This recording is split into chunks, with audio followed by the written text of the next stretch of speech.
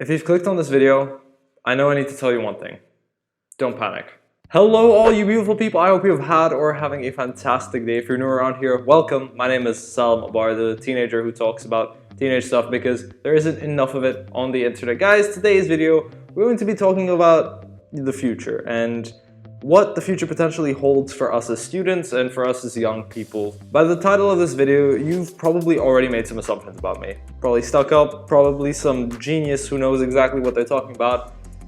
And that couldn't be farther from the truth. I'm fairly sure a lot of you watching out there have been asked the question, what do you want to be when you're older? Do you want to go into medicine? Do you want to go into engineering? Some of us have a really clear idea. Some of us know exactly what we want to do. Some of us have a vague idea. And some of us have an idea that doesn't fit what society classes as normal at all. Today, I'm here to tell you who the heck cares what you want to do? Who the heck cares what you want to be? Maybe you care, maybe you want to be successful, maybe you perceive certain fields as more successful than others. But today I'm going to tell you a little bit about how I found out what I want to do and why you probably shouldn't be as stressed as you are. Ever since I was little, I've always had a passion for science, chemistry. When I saw cartoons of people mixing things together, explosions, lights, all of that cool stuff, I was like, wow, that's really interesting. And that's what led me to pick my subjects now in the IB. I'll start by running you through each of my IB subjects and the thought process I had when I picked those subjects. So for those of you who are unfamiliar with the IB, you have 6 subjects. You need to take 3 at a higher level, you can take more, and then 3 at a standard level. In my case, I'm doing 4 HLs because I'm doing a higher level math and 2 SLs. For my 4 HLs, they're chemistry, biology, mathematics, and economics. For my SLs, they're English and French ab initio. Now let's start with, I don't want to say least relevant because they're going to be very useful later in life, but the subjects that I don't need for university. For the first subject that I don't necessarily need on a university application, I have French ab initio. Now, the IB requires you to take 1 second language. Seeing as I've done French in the past, I opted for French ab initio. It's a beginner French course, and honestly, with the workload that I'll have from all my HLs, French ab initio was the best option for me personally. Next, we have English language and literature. Now, the IB lets you choose between 2 courses, language and literature, and literature. For me, this was a no-brainer, seeing as literature requires you to do a lot of reading and a lot of analyzing of literary sources.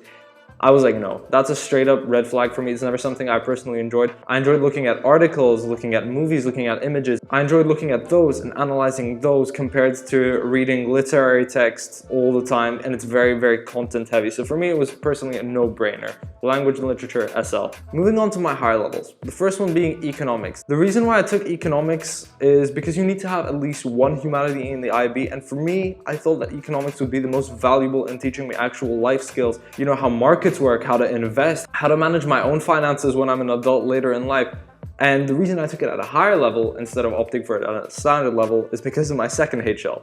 Mathematics AI HL. Mathematics AI stands for applications and interpretations, and it's exactly what the name says. It's math in the real world. So mathematics HL and economics HL go hand in hand. Not to mention that if you take math as one of your higher levels, you need to take another higher level just in case you drop math because of the insanely high dropout rate. This may not apply to your particular IB school, so ask your counselor if you're using this video as a sort of guide to how to pick your IB subjects. When I told you I was interested in chemistry, and that's where the passion for science started, I started to do a little bit more research, and I thought biochemistry is a new and upcoming field that could lead to genetics, that could lead to, a whole plethora of different fields in the biochemical world. Now the next 2 higher levels, biology and chemistry, of course, if you want to pursue biochemistry, it's in the name, biology and chemistry. However, it may not be as obvious for other courses out there, like law, like media, like graphic design, like business, like e-commerce, all of that jazz. You guys need to do this next step, which is look at universities. Now, before you look at Harvard, MIT, Stanford, Oxford, Cambridge, all of these top-tier, high-class universities, firstly, you need to think, am I capable of getting into that university? It's a harsh question, but one you definitely need to ask yourself. And second, am I going to be happy at that university? You guys don't realize that if you go to a university like Harvard, your life may potentially be miserable. Unless Harvard is the perfect place for you, in which case, go for it, 100%. But I urge you guys to watch this one video. I'll put it up on screen right now. I can't remember what it's called, but it's a TED Talk about how Harvard essentially ruined a student's life. So watch that before you make any groundbreaking decisions in your life. Now, I'm not gonna sit here and tell you how to pick your universities, because this video isn't about that, and I'm not the most experienced person to be talking to you about that. This video is about finding out what's right for you and not being stressed by your future. I know for me personally, it came quite naturally. I found out what I wanted to do pretty early on, I'd say. Most people don't find out until God knows when. There isn't exactly an age limit on it or a time limit, but it's important that you find something that you enjoy, because you're going to be doing it for the rest of your life. If you go into work willingly and happily, then you're going to be a much better and much more positive human being than if you go into work simply for the financial aspect of it. And that's why it's so important that I leave you with this one message at the end of the video. No matter what I say, no matter what anyone else says, it is your decision at the end what you do. If you want to be a full-time YouTuber, then go for it. If you want to go into graphic design, go for it. Whatever you want to go into, it's 2020. You can be whatever you want to be. You are your own human being, your own individual. And it shouldn't be up to your next door neighbor, your parents, or whoever to decide what your career path is going to be. It is completely your choice. Therefore, you need to follow it. And of course, do not stress if people around you know exactly what they want to do. Because trust me, it's going to change around 800 more times before they actually find a proper job.